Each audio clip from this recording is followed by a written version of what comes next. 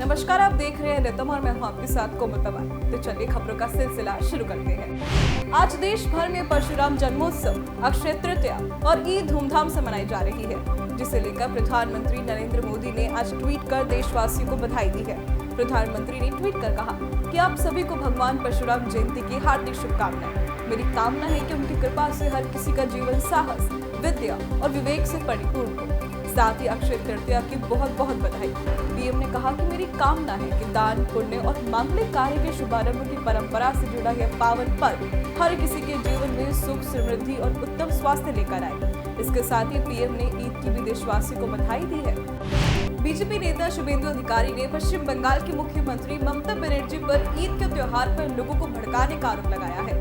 शुभेंदु अधिकारी ने ट्वीट कर कहा कि बीजेपी का मतलब सबका साथ, सबका विकास, सबका विश्वास और सबका प्रयास है, लेकिन ममता बनर्जी सबको भड़काओ, सबको उकसाओ, सबको लड़ाओ और सबको उलझाओ की बात करती है। दरअसल आज ममता बनर्जी ने मुस्लिम समुदाय को ईद की मुबारकबाद देते हुए बीजेपी पर हमला बोला और कहा कि कुछ लोग नफरत की राजनीति करके देश को बांटने की कोशिश कर रहे हैं। इस पर पलटवार करते हुए शुभेंदु अधिकारी ने कहा कि कम्युनल मुख्यमंत्री ममता बनर्जी क्या ईद उल फितर पर मुस्लिम समुदाय को बधाई देने का यही तरीका है? क्या आपके मन में उनके प्रति रत्ती भर भी सम्मान है या आप उनके केवल अपना वोट बैंक मानते हैं? आपने सुबह ही उनके त्योहारों में जहर घोल दिया। AIMIM के मुखिया असदुद्दीन ओवैसी पर केंद्रीय मंत्री गिरिराज सिंह ने पलटवार किया है। उनका कहना है कि ओवैसी देश में आतंकवादी पैदा कर रहे हैं और वो देश को एक इस्लामिक स्टेट बनाना चाहते हैं। दरअसल 21 अप्रैल को ओवैसी ने कुख्यात अपराधी और माफिया अतीक अहमद हत्याकांड पर बयान दिया और अतीक की तरफदारी करते हुए हमलावरों को आतंकवादी कहा था, जिसे लेकर गिरिराज सिंह ने कहा कि ओवैसी जब भी बोलते हैं जहर उगलते हैं, देश को बांटने वाली बातें करते हैं। उन्होंने आगे कहा कि हैदराबाद से सिरतल से जुदा बोलने वालों को ओवैसी ने जेल से छुड़ाया। ये देश को इस्लामिक स्टेट बनाना चाहते हैं। विदेश मंत्री एस जयशंकर गुयाना के 3 दिवसीय दौरे पर है। यहाँ उन्होंने जमैका के विदेश मंत्री कामिना जॉनसन स्मिथ के साथ चौथी भारतीय मैरीकॉम मंत्री स्तरीय बैठक की सह अध्यक्षता की। इस बैठक में दोनों देशों के बीच व्यापार, जलवायु परिवर्तन और आतंकवाद से निपटने सहित कई अहम मुद्दों पर चर्चा हुई। जयशंकर ने आज ट्वीट कर जानकारी दी। बता दें कि कैरिकॉम एक अंतर सरकारी संगठन है जो पूरे अमेरिका और अटलांटिक महासागर में 15 सदस्य राज्यों का एक राजनीतिक और आर्थिक संघ है।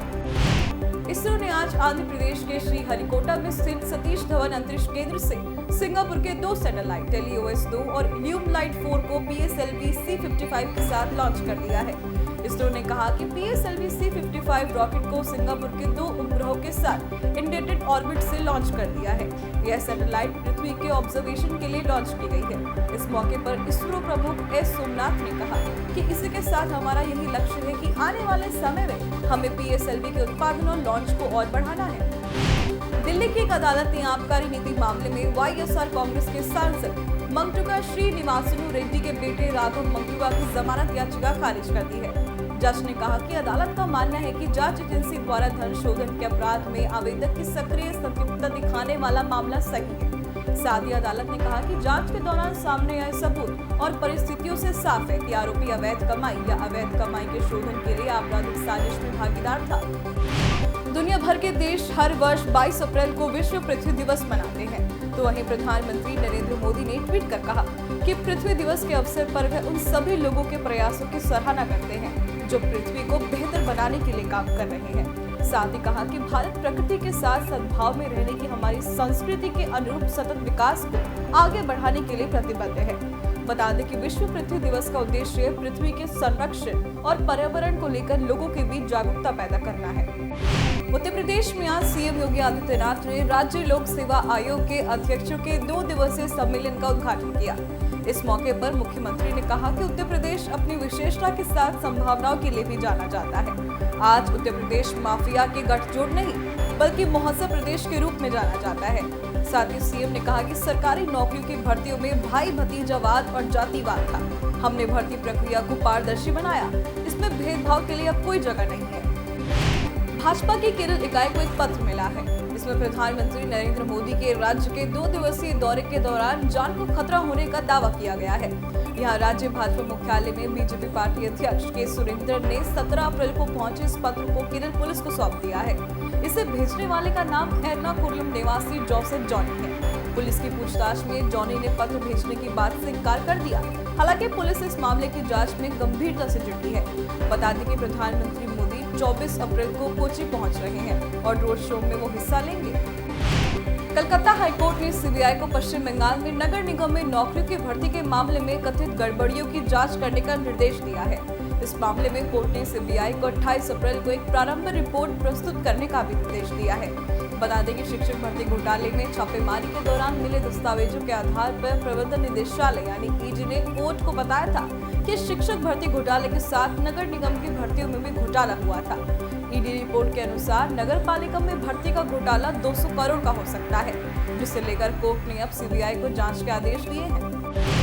देश के सुदूरवर्ती इलाकों, खासकर अग्रिम इलाकों में अंतिम छोर तक कनेक्टिविटी मुहैया कराने के लिए सरकार ने एक महत्वपूर्ण कदम उठाया है, जिसके अंतर्गत 2675 करोड़ रुपए की कुल परिव्यय के साथ अरुणाचल प्रदेश में 3721 अधिक गाँवों को कनेक्टिविटी प्रदान करने के लिए 2605 4G मोबाइल टावरों को मंजूरी दी है। ये 4G मोबाइल टावर संचार मंत्री अश्विनी वैष्णव ने राष्ट्र को समर्पित किए। टावर अब तक अछूते गांव में 4G कवरेज प्रदान करेंगे। अक्षय तृतीया के अवसर पर आज गंगोत्री यमुनोत्री के कपाट ग्रीष्मकाल के लिए श्रद्धालुओं के दर्शन के लिए खोल दिए गए हैं। मुख्यमंत्री पुष्कर सिंह धामी भी इस मौके पर धाम पहुंचे और गंगा पूजन किया। पूजा अर्चना के बाद विधिवत रूप से सीएम की मौजूदगी में गंगोत्री धाम के कपाट खोले गए। इसके बाद यमुनोत्री धाम के कपाट खोले। वहीं इस दौरान मुख्यमंत्री पुष्कर सिंह धामी ने कहा कि इस बार यात्रा पिछले साल रिकॉर्ड तोड़ेगी और नया कीर्तिमान स्थापित करेगी। उन्होंने सभी तीर्थ यात्रियों की सफल व सुरक्षित यात्रा की कामना की। देश में कोरोना के मामलों में उतार चढ़ाव जारी है। स्वास्थ्य मंत्रालय ने बताया कि बीते 24 घंटे में कोरोना संक्रमण के कुल 12,193 मामले दर्ज किए गए हैं। इससे पहले कल यानी 21 अप्रैल को कुल 11,692 नए मामले सामने आए थे। साथ ही स्वास्थ्य मंत्रालय ने बताया कि कोरोना के एक्टिव केस बढ़कर अब 67,556 हो गए हैं। तो वहीं बीते 24 घंटे में कोरोना से 42 मरीजों की जान भी गई है। मध्य प्रदेश के बालाघाट में आज सुबह सुरक्षा बलों और नक्सलियों के बीच मुठभेड़ हो गई। इसमें 2 महिला नक्सलियों को सुरक्षा बलों ने ढेर कर दिया। दोनों पर 14 लाख रुपए का इनाम घोषित था। पुलिस से प्राप्त जानकारी के अनुसार इस मुठभेड़ में भोरब देव एरिया कमांडर सुनीता तथा खटिया मोर्चा एरिया कमांडर सरिता को मार गिराया। साथ ही महिला नक्सलियों के पास 2 बंदूक, कारतूस, खाद्य सामग्री सहित दैनिक उपयोग की वस्तुएं मिली हैं। मानव रहित विमान नागस्त्र भारतीय सेना की ताकत कई गुना बढ़ाने वाला है। दरअसल नागपुर की भारतीय कंपनी को 450 विमानों का ठेका मिला है, जिसकी 1 वर्ष के भीतर आपूर्ति करनी होगी। सोलर इंडस्ट्री नागपुर ने कहा कि उसे भारतीय सेना को मानव रहित हवाई यान नागस्त्र की आपूर्ति का ठेका मिला है और इस तरह इजरायल तथा पोलैंड के प्रतिस्पर्धी उससे पीछे रह गए। वहीं कंपनी के एक अधिकारी ने कहा कि 75% से ज्यादा स्वदेशी सामग्री वाले नागस्त्र 1 में कई विश्व स्तरीय विशेषताएं हैं। यह सोलर इंडस्ट्री नागपुर की अनुषंगी इकोनॉमिक्स एक्सप्लोसिव लिमिटेड के सहयोग से विकसित किया गया है।